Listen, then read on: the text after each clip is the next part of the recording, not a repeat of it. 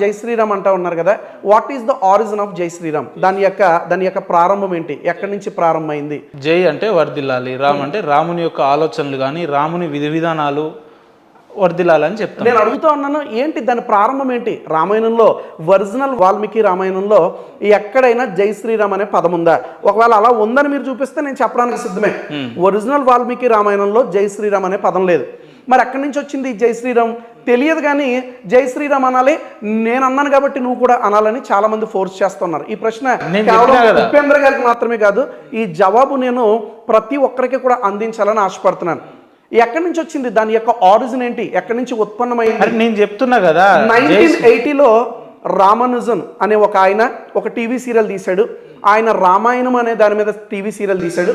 ఆ యొక్క టీవీ సీరియల్లో వానర సైన్యము యుద్ధానికి వెళ్తూ వారు జై శ్రీరామ్ అనే నినాదాన్ని చాంటింగ్ని అక్కడ వారు వినియోగించారు.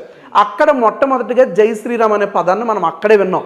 1980 వరకు కూడా జై శ్రీరామ్ అనే పదము ఎవ్వరూ ఎక్కడ వినియోగించలేదు. బహుశా ఎవరైనా కొద్దిమంది అక్కడక్కడ వినియోగించి ఉండొచ్చు, కానీ దీనికి ప్రాముఖ్యత ఎక్కడ సంతరించుకుందంటే ఆ టీవీ సీరియల్లో సంతరించుకుంది. అనంతరము కొంతమంది పొలిటికల్ లీడర్స్ ఆ యొక్క బాబ్రీ మసీద్ కూల్చేటప్పుడు జై శ్రీరామ్ చెప్పి అక్కడ పెద్ద గొడవ చేశారు. మరికొంతమంది ఆర్ఎస్ఎస్ వారు జై శ్రీరామ్ చెప్పి అక్కడి నుంచి దాన్ని ఈ యొక్క చాంటింగ్ని, ఈ యొక్క పదాన్ని వారు ఉచ్చరిస్తూ ఉన్నారు తప్ప వాస్తవానికి జై శ్రీరామ్ చెప్పేవారికి ఇది ఎక్కడ ప్రారంభమైంది, దాని ఆరిజిన్ కూడా తెలియదు. జై శ్రీరామ్ చెప్పాలి. నాకు రాముని యందు విశ్వాసం లేదు, నాకు రాముడు దేవుడని నేను నమ్మట్లేదు.